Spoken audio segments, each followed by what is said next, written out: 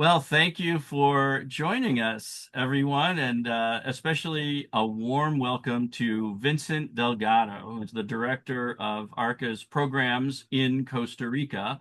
And Vincent, we've invited you here today to talk a little bit about the spring semester program that's coming up in spring 2026. Tell us the name of the program and a little bit about that program. What sets it apart from other study abroad programs at MSU? Great. Well, thank you, Mo. Yeah, the name of the program is Sustainability and Civic Engagement in Costa Rica, and it runs just about every spring semester. We like to think of it as a community participatory action research seminar, and that's what sets it apart. You know, a lot of study abroads involve, rightly so, a tour through an area and connecting that to some study or to some theory. And I think those are great, and it's important that students have those opportunities. They often tend to be more short term in their duration. This one is somewhat different. It's just about a semester long, and students prepare themselves and then collaborate with communities around Costa Rica, communities from the Caribbean coast to the Tileran Mountains, where I am now. And they collaborate with these communities to engage in what we call participatory action research. And that's a form of research in which communities, researchers, and other partners collaborate to identify and answer a question or a problem that through using arts and humanities generally, data collection methods, um, students work together to find answers to them. And it's a great way for students to learn a great research methodology that's long been grounded in the arts and humanities, liberatory education, and a focus on community engagement, and develop great research, great writing, great opportunities to collaborate with communities, which can go on to resumes. And of course, students come out of this experience and the training fluent in Spanish. Before we get started talking full force about the program, tell us a little bit about how you got involved in the program. Yeah, so I'll try to keep it short and not go too far back. But prior to 2016, I was the assistant dean for civic engagement at ARCA.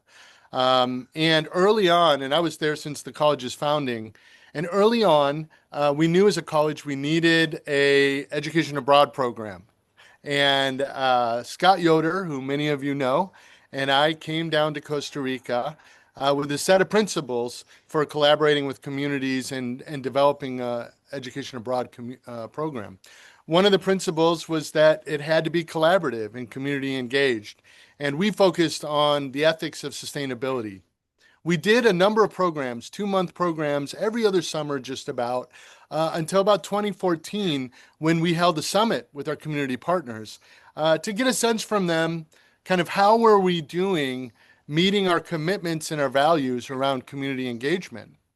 And they were very generous with us, but ultimately their answer was, well, you could do better. And what we learned is that it's hard to do community engagement when you come down, you know, kind of every year or every other year and haven't been in the country, in the communities, in the culture, engaging with what's happening. It's hard to do good community engagement as faculty, teachers, and learners. And they said, well, wouldn't it be great if somebody was here all the time?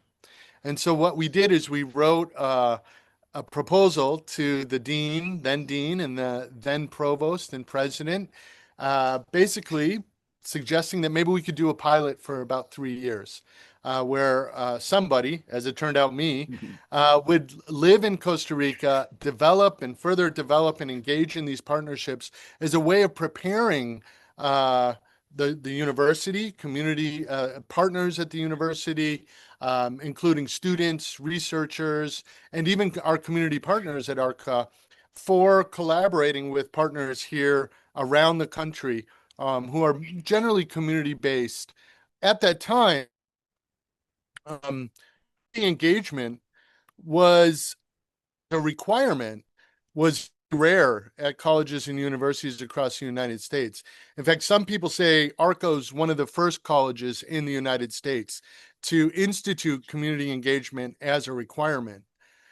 When you institute something as a requirement, you really, really have to develop an understanding of that area.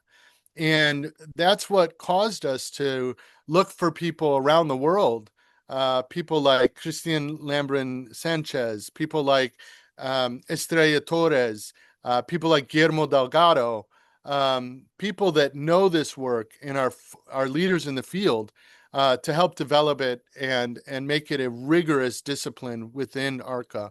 And it's been that way ever since. It's a real responsibility we take seriously. Out of that connection, we found that community participatory research was a great methodology for connecting students and communities while solving real world problems that these communities face. And so we started together developing this course with our community partners, again, that range all over the country. And it turned into 2 months of training and 2 months of community engagement with these communities, developing solutions and answers to some of the problems that these communities are facing. That's interesting. So what is your personal trajectory to director of ARCA's programs in Costa Rica? You were working, I believe you helped found, or you were the founder of Lansing's Refugee Development Center. Is that right? Yeah, but it goes back from there. Um, After college, which I studied English and film, a very, I guess we'll say, Archean set of majors. And I decided that I wanted to explore Latin America. And at that time, there were civil wars going on and lots of things that were very interesting. And in that time, I found that not a lot of people knew what was going on. So I started writing about it and became a freelance journalist here. I did that for a few years. And part of that work was teaching English and teaching actually a pre-kinder class here in Monteverde. That's kids that are 3 to 6 years old, which was quite an experience. Um, and also spending a lot of time working with people and collaborating with communities to learn about their lived experience. When I came back, that was kind of the way I did journalism, and I worked my way up for newspapers, and ultimately got really interested in refugees. Ended up co-founding the Refugee Development Center in Lansing. Back then, it was me, a phone, and an intern, but then it grew, and now the organization works with about 5,600 immigrants and refugees every year and has a budget over $1 million. I'm still on the board, but I think one of the things I really learned through that experience was really how to ground work um, with communities and understanding both what they need, what they want, and the knowledge that they have internally within their communities to solve their problems. It's a way of community engagement that's facilitation. And so in that work, I met someone from MSU who said that they could do philosophy with immigrants. These were youth lost boys from Sudan. I didn't believe it until I saw it, and it was amazing. We talked about critical themes for young people like bravery, courage, their future, what they wanted out of life. And we used philosophy to do it. It was an amazing program. I couldn't believe it. And I really enjoyed it and started working closely with this person. This was the first dean at ARCA, Dean Stephen Esquith. And from there, I was asked to help write the idea for the college, and I was on top of the community engagement portion. So now that we have engagement as a requirement to graduate, I take responsibility for that. In some ways, I apologize, but I not so much. I think it's one of the hallmarks of the college, and I'm really have been really excited to watch that idea become instituted and become a form of catalyst at the university. So tell me a little bit about how you got involved in the program and the development of the program itself. I know that the development of the program sort of coalesces with the history of the residential college in the arts and humanities at MSU, ARCA. So after a few years of running kind of a shorter term education abroad program in the summers, our community partners helped us understand that we really needed both a permanent presence in the country, but an anchor program that would connect students with our community partners using a methodology that we called participatory action research to solve collaboratively the problems that our community partners are facing. Before we get into more questions about the program, specifically what students will encounter and experience when they're there, tell us a little bit about the nuts and bolts of the program, credits and things like that. Yeah, so the credits for the program, there are 17 to 18 credits in the program. That depends on your level of Spanish. If you're in the 100 or 200 level, just getting started, it'll be an 18 credit program. If you're in a higher level Spanish, it'll be a 17 credit program. So you'll do 2 courses of Spanish if you're lower level, 3 courses if you're upper level, and then you'll also do RCAH 203, which is Transculturation Through the Ages, and then you'll also do ARCA 326, which is Topics in Community Engagement. These courses really are about preparing students to collaborate with our community partners around the country. So the courses are really almost meld seamlessly. You have instructors in the morning that teach you Spanish for 4 hours a day on average in classes of less than 4 or less people. And that's because the focus is on conversation. We want students to be able to converse easily with our community partners as they engage in this type of research. Um, the work that students do with me is focused on learning the methodology for participatory action research. So I take you step by step through that methodology, how to do it, how to engage with it, how to co-generate knowledge and new ideas with community partners. And then we also look at the problem side. So what are the kinds of problems that folks in Costa Rica, especially rural and other communities around the country, are facing? And we look at a variety of models for trying to address those problems. Models related to sustainability theory in Latin America, things like Buen Vivir, campesino sustainability, universality, and community autonomy. These sound very different than the kind of work in sustainability we do in the United States, and that's because they are different. These are theories that are grounded in Latin America and the type and related to the lived experiences of the people and the communities we work with. Great.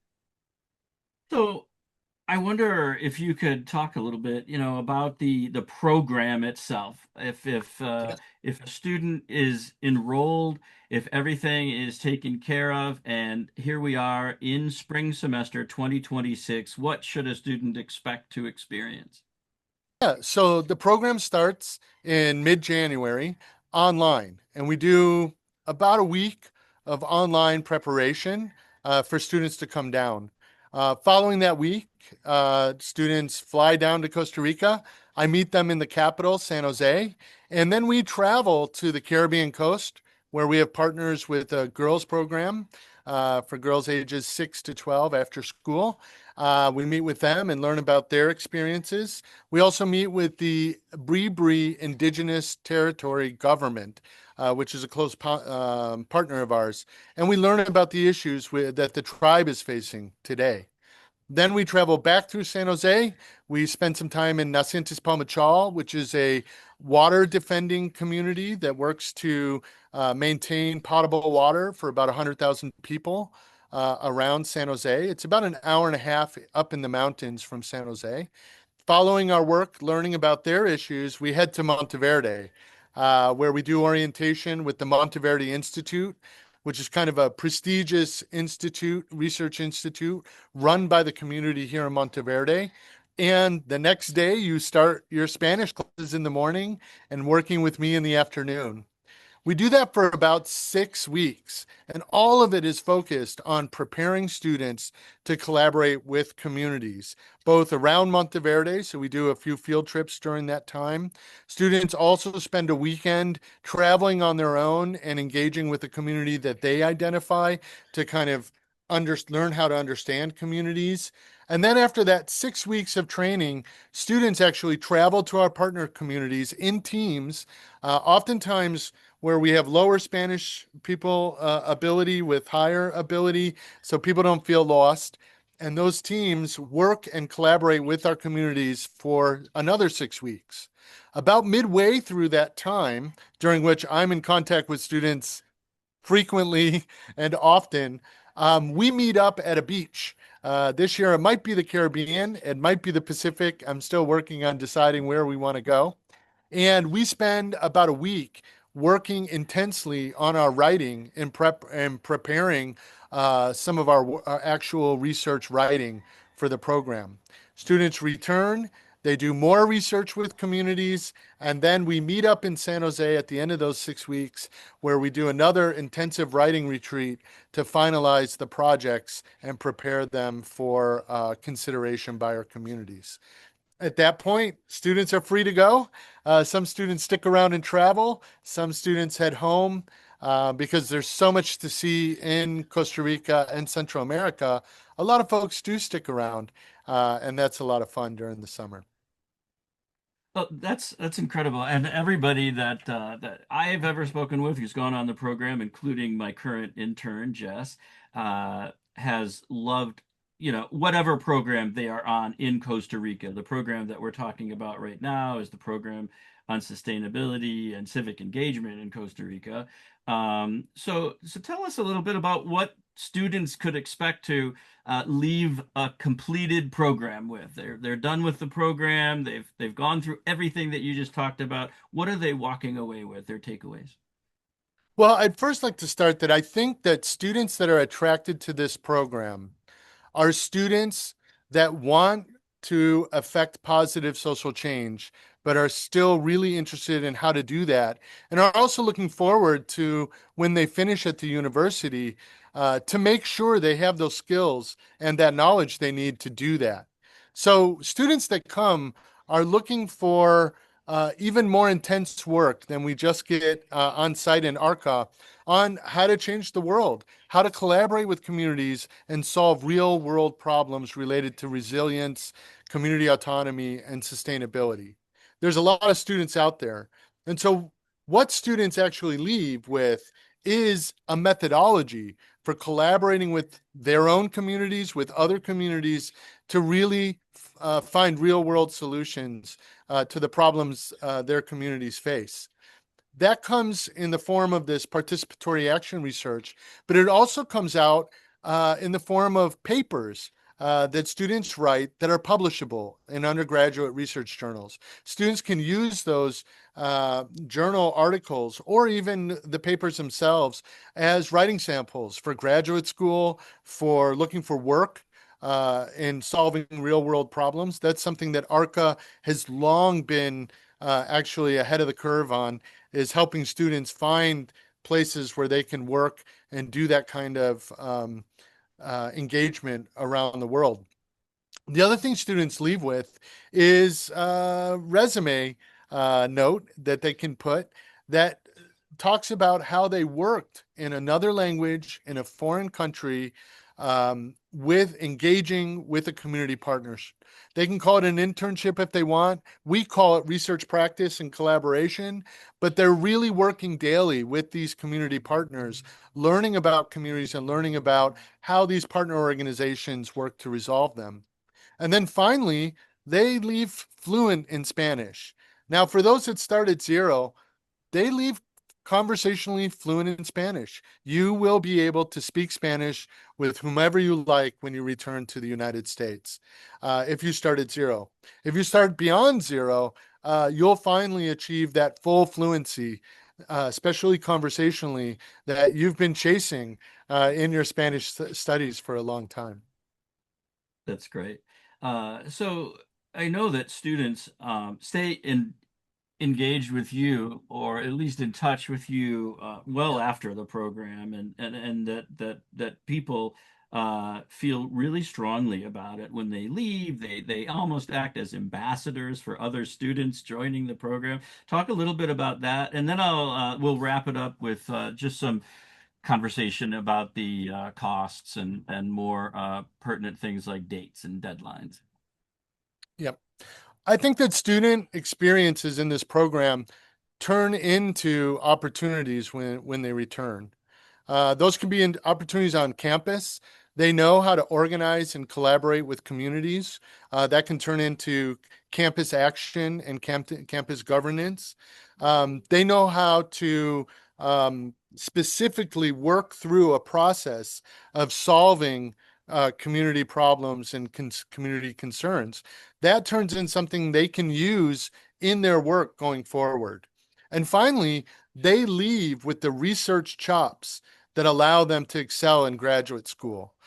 So I've had students that have excelled at the London School of Economics, UCLA in their Indigenous Studies department, working on a PhD. I have another student right now finishing her PhD at the University of Tennessee. So there are students all over the world that come out of this program that are taking what they learned and turning it into opportunities for them post graduation, and not just post graduation, but Right. in their further career at MSU. These students, when they come back from this experience, excel in their courses. They understand that you can't procrastinate when you're abroad because the lights are going to go out. They understand that there's people that are relying on their work and on them.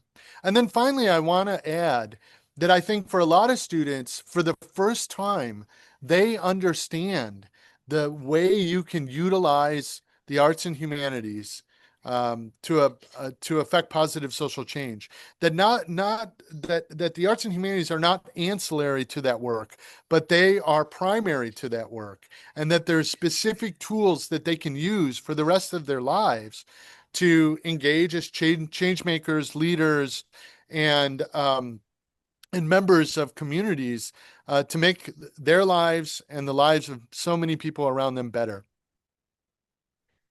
Thank you, Vincent.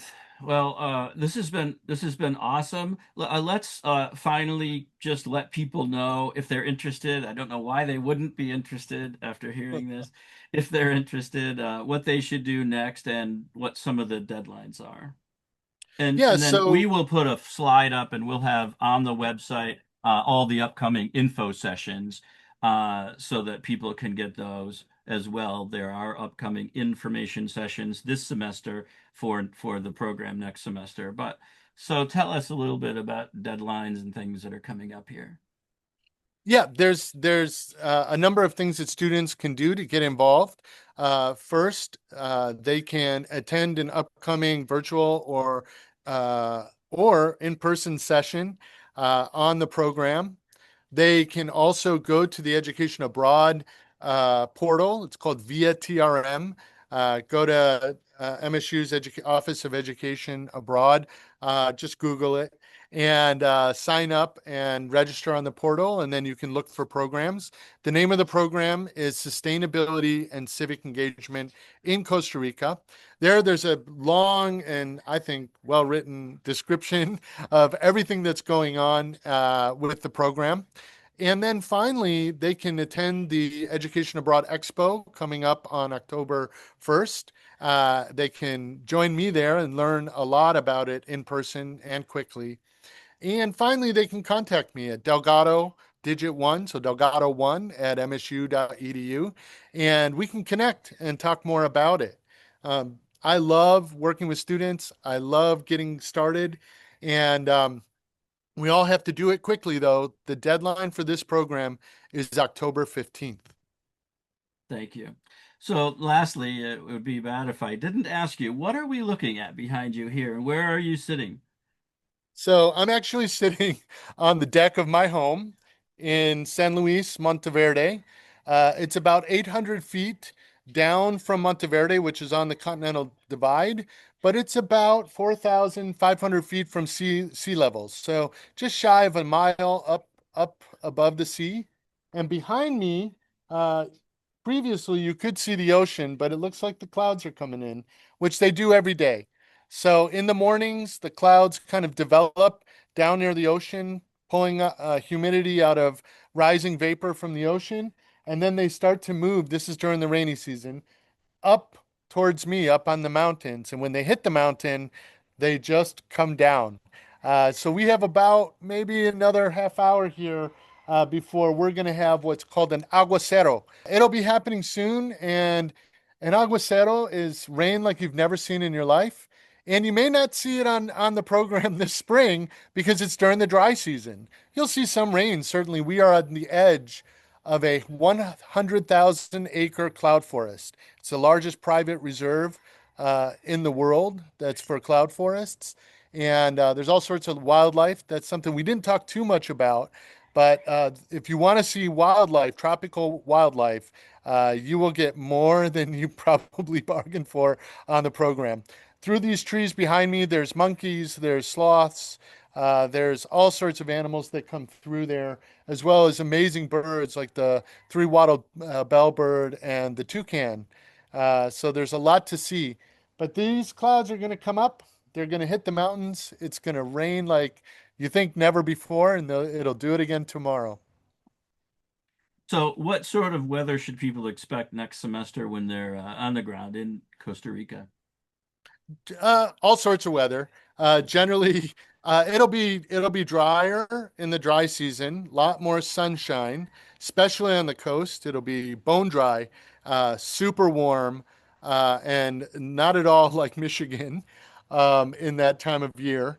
But it's cool up here in the mountains, so I think it's perfect. About 65 at night, 75 to 80 during the day. We do usually, regardless of whether it's dry or rainy season, we get some clouds in the afternoon, which kind of keeps it cool. Once in a while, we'll get what's called pelo de gato, which is kind of means hair of the cat. It's a very fine mist that comes through the air and hangs in the air that brings moisture during that time of year in particular. You'll see a lot of rainbows that time of year and a lot of amazing sunsets. Awesome.